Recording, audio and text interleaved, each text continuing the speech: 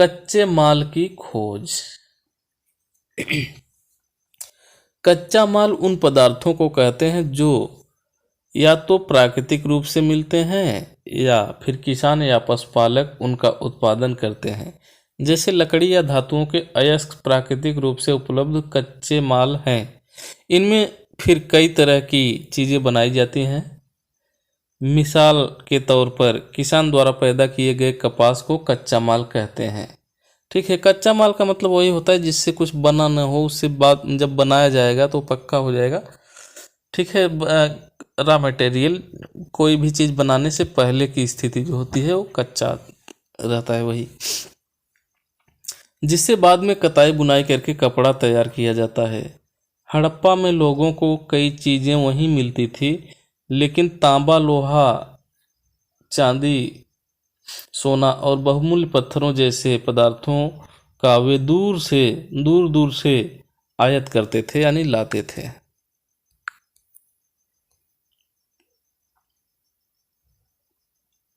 हड़प्पा के लोग तांबे का आयात संभवतः आज के राजस्थान से करते थे। ठीक है, इस समय जो राजस्थान इस समय का है, वहाँ से लोग क्या करते थे, तांबे का आयात करते थे, लाते थे। यहाँ तक कि पश्चिम एशियाई देश ओमान से भी तांबे का आयात किया जाता था।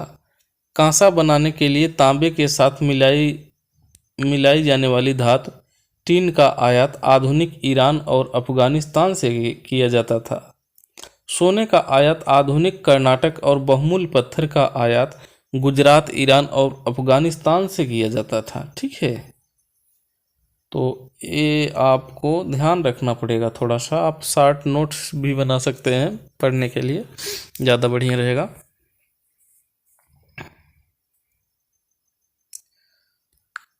नगरों में रहने वालों के लिए भोजन।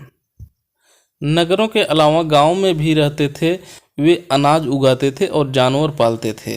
किसान चरवाहे ही शहरों में रहने वाले शासकों, लेखकों और दस्तकारों को खाने के सामान देते थे।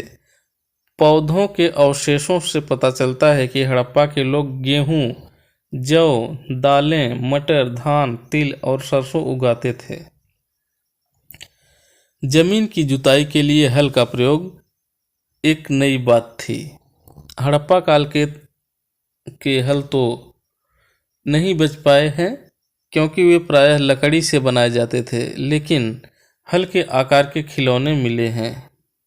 ठीक है, हल के जिस आकार का हल होता है उस आकार का खिलौना मिला है। उससे ये अनुमान लगाया जा सकता है कि हल उस समय था, तभी तो हल का खिलौना बना है, हल जैसा। इस क्षेत्र में बारिश कम होती है, इसलिए सिंचाई के लिए लोगों ने कुछ तरीके अपनाए होंगे। संभवतः पानी का संचय किया जाता होगा और ज़रूरत पड़ने पर उससे फसलों की सिंचाई की जाती होगी। हड़प्पा के लोग गाय, भैंस, भेड़, बकरियां पालते थे। बस्तियों के आसपास तालाब और चारागाह होते थे, लेकिन सूखे महीनों में मवेशियों के झुंडों को चारा पानी की तलाश में दूर दूर तक ले जाया जाता था। वे बेर जैसे फलों को इकट्ठा करते थे, मछलियां पकड़ते थे और हिरण जैसे जानवरों का शिकार भी करते थे।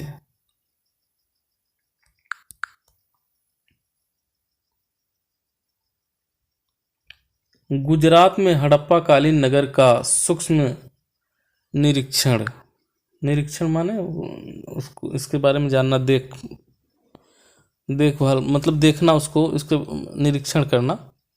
ठीक है, सूक्ष्म माने सूक्ष्म का मतलब छोटा होता है, वैसे तो। ठीक है, चलिए देखते हैं। कच्छ के इलाके में खदीर बेत के किनारे धौलावीरा नगर बसा था। कौन सा नगर बसा था? धौलावीरा। किसके किनारे? खदीर बेत के किनारे। वहाँ साफ पानी मिलता था और जमीन उपजाऊ थी। जहां हड़प्पा सभ्यता के कई नगर दो भागों में विभक्त थे। वहीं धौलावीरा नगर को 3 भागों में बांटा गया था। इसके हर हिस्से के चारों ओर पत्थर की ऊंची ऊंची दीवार बनाई गई थी। इसके अंदर जाने के लिए बड़े बड़े प्रवेश द्वार थे। इस नगर में खुला मैदान भी था जहां सार्वजनिक कार्यक्रम आयोजित किए जाते थे। यहाँ मिले कुछ अवशेषों में हड़प्पा लिपि के बड़े बड़े अक्षरों को पत्थरों में खुदा पाया गया है। इन अभिलेखों को संभवतः लकड़ी में जड़ा गया था। यह एक अनोखा अवशेष है क्योंकि आमतौर पर हड़प्पा के लेख मुहर जैसे छोटी वस्तुओं पर पाए जाते हैं। गुजरात की खंभात की खाड़ी में मिलने वाली साबरमती की एक उपनदी के किनारे बसा लोथल नगर ऐसे स्थान पर बसा था जहां कीमती पत्थर जैसे कच्चा माल आसानी से मिल जाता था। यह पत्थरों, शंखों और धातुओं से बनाई गई चीज़ों का एक महत्वपूर्ण केंद्र था। इस नगर में एक भंडारगृह भी था। इस भंडारगृह से कई मुहरें और मुद्रांकन का मुहरबंदी गीली मिट्टी पर दबाने से बनी उनकी छाप मिले हैं।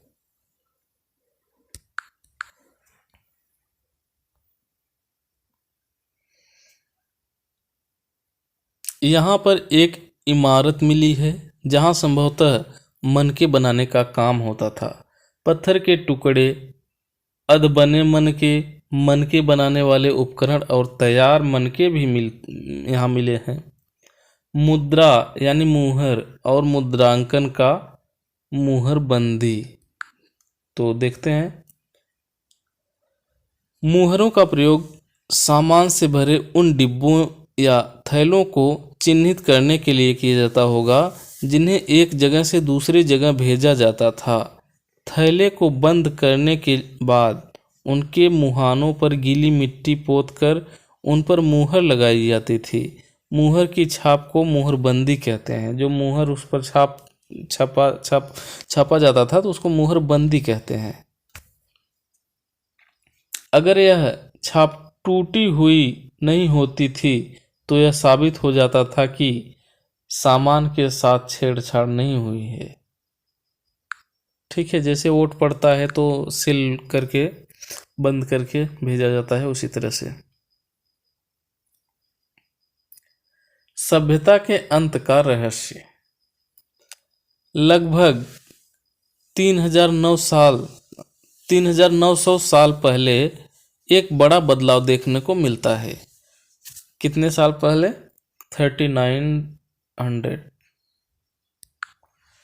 3900 साल पहले एक बड़ा बदलाव देखने को मिलता है। अचानक लोगों ने इन नगरों को छोड़ दिया।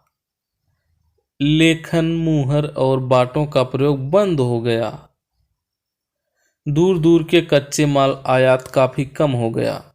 मोहनजोदड़ो में सड़कों पर कचरे के ढेर बनने लगे। जल निकास प्रणाली नष्ट हो गई और सड़कों पर झुग्गी नुमा घर बनाए जाने लगे। यह सब क्यों हुआ? कुछ पता नहीं। कुछ विद्वानों का कहना है कि नदियां सूख गई थी। अन्य का कहना है कि जंगलों का विनाश हो गया था। इसका कारण ये हो सकता है कि ईंटें पकाने के लिए ईंधन की जरूरत पड़ती थी। इसके अलावा मवेशियों के बड़े बड़े झुंडों से चारागाह और घास वाले मैदान समाप्त हो गए होंगे। कुछ इलाकों में बाढ़ आ गई, लेकिन इन कारणों से यह स्पष्ट नहीं हो पाता है कि सभी नगरों का अंत कैसे हो गया, क्योंकि बाढ़ और नदियों के सूखने का असर कुछ ही इलाकों में हुआ होगा।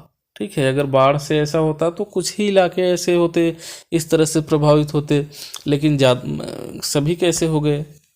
तो ऐसा लगता है कि शासकों का नियंत्रण समाप्त हो गया। जो भी हुआ हो, परिवर्तन का असर बिल्कुल साफ दिखाई देता है। आधुनिक पाकिस्तान के सिंध और पंजाब की बस्तियां उजड़ गई थी। कई लोग पूर्व और दक्षिण के इलाकों में नई और छोटी बस्तियों में जाकर बस गए। इसके लगभग 1400 साल बाद नए नगरों का विकास हुआ। इनके बारे में तुम अध्याय 5 और 8 में पढ़ोगे। ठीक है, इनके बारे में 5 और 8 अध्याय में पढ़ना है। तो कल्पना करो, यहाँ कुछ दिया गया है। तुम अपने माता पिता के साथ 4000 साल पहले लोथल से मोहनजोदड़ो की यात्रा कर रहे हो। यह बताओ कि तुम यात्रा कैसे करोगे। तुम्हारे माता पिता यात्रा के लिए अपने साथ क्या क्या ले जाएंगे और मोहनजोदड़ो में तुम क्या देखोगे। तो ये कुछ प्रश्न दे दिया जाता है ऐसे ही, मतलब हल आप कह रहे हैं सोचें, मतलब सोचने, बच्चों में सोचने की क्षमता का विकास हो, इसलिए ऐसे प्रश्न दिए जाते हैं। तो कुछ यहाँ पर और दिया गया है, आओ याद करें। पुरातत्वविदों को कैसे ज्ञात हुआ कि हड़प्पा सभ्यता के दौरान कपड़े का उपयोग होता था। तो कुछ प्रश्न यहाँ पर दिया गया है, तो इसी से आप याद कर सकते हैं। बढ़िया से पढ़ेंगे तो इसका उत्तर भी दे लेंगे आप। उपयोगी शब्द कुछ दिए गए हैं, जैसे नगर, नगर दुर्ग, लिपिक, मुहर, शिल्पकार, धातु, विशेषज्ञ, कच्चा माल, हल, सिंचाई। तो ये सब आपके लेसन में आए थे।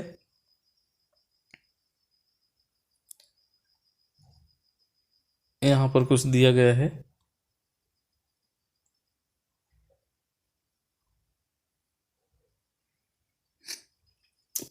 कुछ महत्वपूर्ण तिथियां। मेहरगढ़ में कपास की खेती लगभग 7000 साल पहले। नगरों का आरंभ लगभग 4700 साल पहले। हड़प्पा के नगरों के अंत की शुरुआत लगभग 3900 साल पहले।